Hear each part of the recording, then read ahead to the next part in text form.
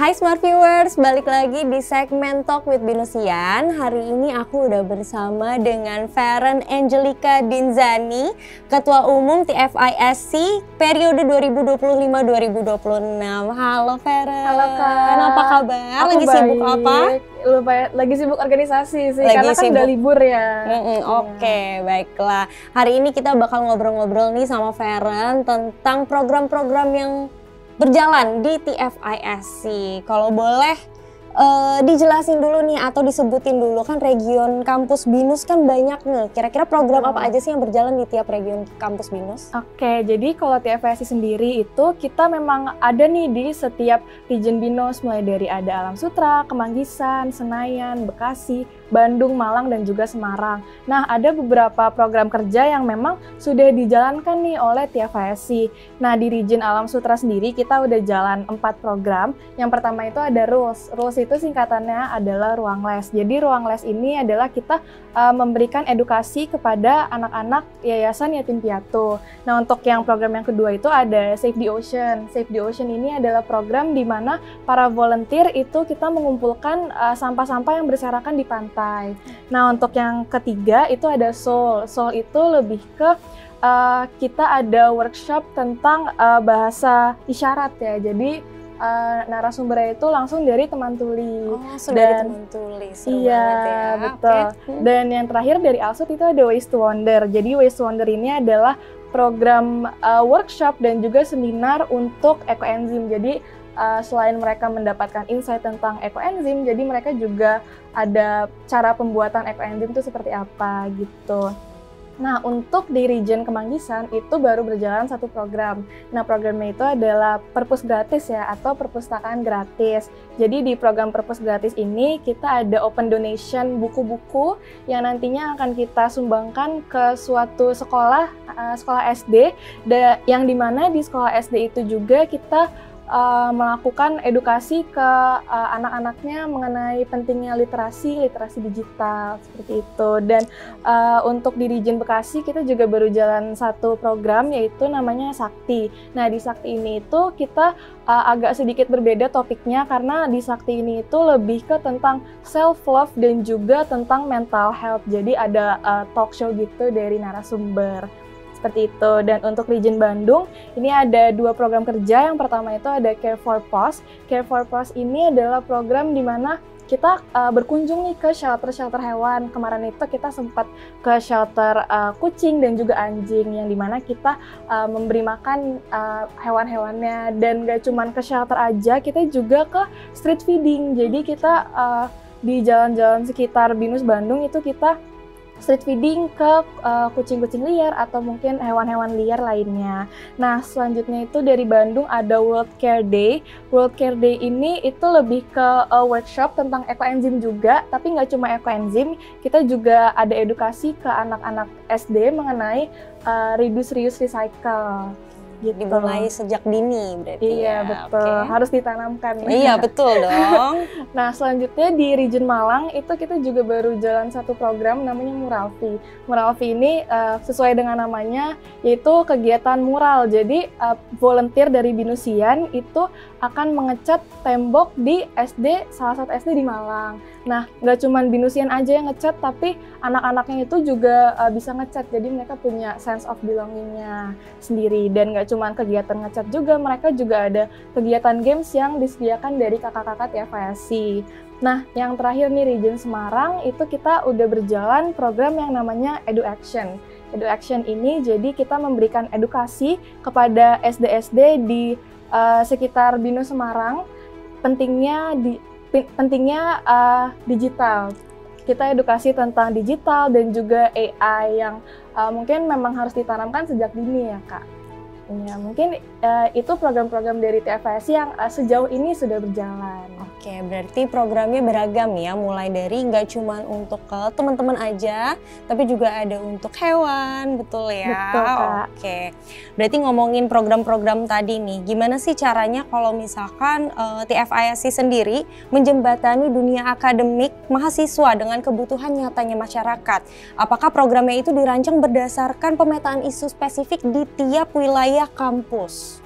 Oke, jadi dari TFSI itu sendiri juga kita percaya bahwa mahasiswa tuh nggak melulu soal belajar, nugas di kelas. Nah, kita itu juga sadar nih bahwa adanya program seperti Rules atau mungkin EduAction itu mungkin bisa membuat mahasiswa itu bisa aplikasikan ilmu yang mereka dapat dan juga soft skill yang mereka punya untuk bisa disebarkan ke masyarakat yang lebih luas lagi. Dan tentunya di setiap region TFISC juga kita ada pemetaannya beda-beda sesuai dengan setiap isu yang ada di masing-masing areanya. Seperti contohnya di Rules ya, ruang les. Jadi ruang les itu kenapa kita ke yayasan? Karena memang kebetulan ada yayasan di sekitar daerah Binus Alsut Kak, yang memang mereka tuh membutuhkan edukasi tambahan kepada anak-anaknya. Jadi kita memang menargetkan sasaran di program Rules ini kepada anak-anak yayasan tersebut gitu sih Kak. Jadi memang program kita itu lebih kontekstual dan menyesuaikan masalah-masalah di setiap areanya. Oke, kalau misalkan tadi udah dirancang sesuai dengan pemetaan isu spesifik nih di wilayah-wilayah masing-masing kampus. Kalau misalkan kayak gitu, banyak nggak sih program yang udah dijalanin nih? Ternyata berdampak banget nih, mendapatkan respon yang signifikan dari masyarakat sekitar kampus. Bisa dijelasin nggak kenapa? Oke, kalau untuk program yang paling berdampak yang kita udah jalanin itu mungkin ada di program Muralvi ya yang di Malang. Nah, Muralvi itu seperti yang tadi aku bilang, itu adalah program di mana para binusian itu kita ngecat tembok di suatu SD di Malang ya. Dan nggak cuman binusian aja yang ngecat, tapi anak-anaknya tuh juga ikut ngecat. Jadi mereka tuh bisa ngerasain kayak, oh ini aku udah pernah ngecat, aku ikut ngecat tembok ini loh gitu. Jadi mereka punya sense of belonging-nya gitu. Dan nggak cuma itu juga, mereka juga ikut ada kegiatan game segala macam yang membuat mereka tuh sangat antusias banget buat ikut. Dan mereka juga senang banget pokoknya ikut kegiatan itu. Dan dari respon dari sekolahnya juga mereka senang banget. Kenapa? Karena mereka tuh melihat perubahan yang positif. Mungkin dari segi lingkungannya itu jadi lebih edukatif, lebih fun, dan juga lebih interaktif, Kak. Berarti tadi kalau kegiatannya nggak cuma tentang belajar aja, nggak cuma tentang ngitung, menulis, tapi juga ada tentang kreativitasnya ya? Iya, betul. Oke, kalau misalkan nih, dalam program seperti yang udah dijelasin tadi, kira-kira TFIS itu punya metode khusus nggak sih buat ngukur dampak sosial yang dihasilkan? Misalnya dari aspek peningkatan kesadaran lingkungan, atau perubahan perilaku, atau mungkin keterlibatan komunitas lokal. Iya, pastinya TFIS juga kita mengukur dampak yang kegiatannya sudah kita buat gitu ya. Salah satunya itu mungkin aku bisa kasih contoh dari program Ways to Wonder ya. Nah, Ways to Wonder itu kita ukur dari kira-kira berapa sih jumlah pesertanya, seberapa banyak orang yang mereka tuh tertarik untuk mengikuti kegiatan Ways to Wonder ini. Dan kita juga mengukur melalui partisipasi aktif dari para peserta di saat mereka melakukan workshop pembuatan ekoenzim itu.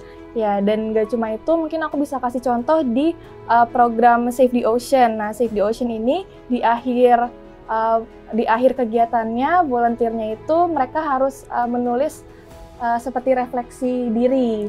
Jadi kita bisa tahu nih kira-kira apa sih yang mereka dapat dari setelah melakukan kegiatan itu. Kira-kira nilai-nilai apa yang mereka dapat, dan juga kita juga bisa tahu mungkin mereka cerita nanti mereka akan mengaplikasikannya di dunia nyata gitu. Oke, berarti kalau misalkan tadi kan udah peningkatan kesadaran lingkungannya ya, kalau misalkan perubahan perilaku atau mungkin ada rutin dilakukan nggak sih jadinya dilakukan tanpa harus program ini lagi berjalan bersama TFISC? Apakah mereka bisa berjalan sendiri nih masyarakatnya gitu? Oke, mungkin kalau untuk program berjalan sendiri itu kita belum bisa pantau ya, karena memang yang kita pantau adalah program-program dari kami. Dan mungkin kalau perubahan perilaku itu ada banget karena pas program Ways to Wonder itu ya tentang ekoenzim, itu memang peserta-pesertanya itu mereka juga sharing-sharing nih ternyata ke teman-temannya gitu. Jadi mereka sharing ilmu yang mereka udah dapat di seminar dan workshopnya, itu mereka cerita ke teman-temannya. Jadi bisa lebih luas lagi menyebarkan awareness nih tentang ekoenzim ini. Gitu, Berarti Kak. menyebarkan informasi baik ya Iya. dari mulut ke mulut. Iya, mulut ke Oke. mulut, betul. Kalau misalkan mahasiswa BINUS nih ternyata penasaran deh pengen ikutan, gimana sih caranya buat bisa kontribusi di programnya TFISC nih? Alur atau mekanisme untuk bergabung di TFISC itu seperti apa sih? Apakah ada tahapan seleksi atau ada pelatihan atau ada sistem volunteering terbuka? Oke, jadi kalau teman-teman nih mau ikut di program-program TFISC itu ada 2 cara. Yang pertama itu kalian bisa langsung daftar, langsung registrasi menjadi aktivis ataupun anggota dari TFISC. Nah, kita itu open pendaftaran di setiap expo. Jadi setiap ada acara expo di BINUS yang menyambut mahasiswa baru itu, kita buka registrasinya di situ. Jadi buat teman-teman yang masih B28 atau mungkin B29 tertarik untuk join ke TFISC itu boleh banget nanti daftar di expo. Nah, kalian benefitnya untuk masuk ke TFISC itu kalian bisa langsung menjadi panitia dari program-programnya. Oh, oke. Ya, kalian bisa langsung istilahnya turun tangan merancang program-program dari TFISC. Dan gak cuma itu, kalian pastinya dapat soft skill yang lebih banyak dan juga kalian bisa dapat relasi yang lebih luas lagi. Nah, tapi kalau teman-teman nih misal nggak mau nih jadi anggota atau aktivis TFISC, teman-teman juga bisa banget ikut program-program TFISC. Kita itu sering sharing-sharing program kita di Instagram ya. Instagram kita itu @TFI_Student_Community. Jadi kita biasanya sharing tentang program-program tersebut dan biasanya kita share link registrasinya di situ. Jadi teman-teman yang mungkin dari luar yang non aktivis atau non anggota itu bisa banget ikutan program dari TFISC. Oke, berarti bisa pantengin terus Instagramnya tadi yang udah disebutin. Betul. Terus kalau misalkan nih, aku jadi pengen tahu lebih dalam lagi. Sebenarnya kalau misalkan kayak program-program yang aku tahu ya, kayak ada blood donation juga nih. Ya kan, biasanya itu bisa melibatkan pihak eksternal. Kalau misalkan TFISC sendiri tuh rutin nggak sih ngejalanin kolaborasi dengan komunitas lokal atau yayasan atau instansi lain? Karena bisa diceritain dong, karena kan ini bentuk kegiatannya positif ya. Kolaborasi tuh terjalinnya rutin nggak sih? Iya, pastinya rutin sih. Soalnya mostly kalau program-program di TFISC itu kita mostly emang melibatkan pihak-pihak eksternal. Karena kita emang percaya kalau kita melibatkan lebih banyak pihak eksternal, itu kita bisa memberikan dampak yang lebih luas lagi di masyarakat sekitar. Misal contohnya kayak kita sering berkolaborasi dengan sekolah ataupun yayasan, sehingga kita bisa menjangkau lebih banyak lagi nih anak-anaknya gitu. Nah, nggak cuma itu juga, nggak cuma yayasan ataupun sekolah, kita juga sering banget kolaborasi dengan instansi-instansi gitu. Jadi mungkin kayak lebih ke kalau misalkan kita butuh seseorang yang emang expert dalam bidang permasalahan lingkungan, itu kita bisa undang, mungkin menjadi narasumber atau mungkin menjadi pemandu di workshop. Jadinya kita bisa menyebarkan lebih luas lagi nih ilmu-ilmu yang memang sumbernya tuh udah dari pakarnya langsung dan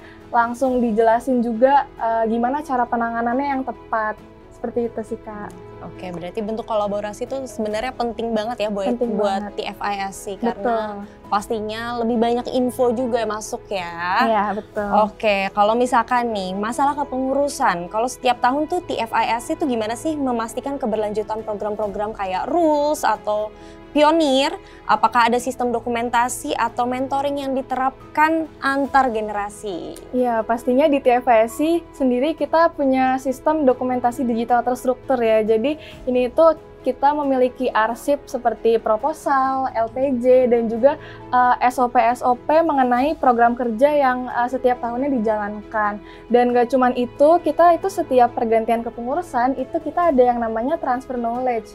Jadi transfer knowledge itu di mana kepengurusan yang lama itu memberikan bimbingan, arahan, serta bisa dibilang mentoring juga ya kepada pengurus-pengurus berikutnya. Jadi dan memang kita juga ada program yang memang setiap tahunnya itu rutin dijalankan dan itu tetap diturunkan kepada kepengurusan berikutnya dengan nilai yang sama pastinya. Nah itu dia tadi sosial medianya TFISC, jangan lupa untuk follow buat tahu program-program apa aja yang bakal berjalan ya. Nah kalau misalkan kalian penasaran juga sama program-program atau obrolan lainnya di segmen Talk with Binusian, tetap pantengin di Jurnal Binusian. Untuk saat ini kita kembali dulu ke studio.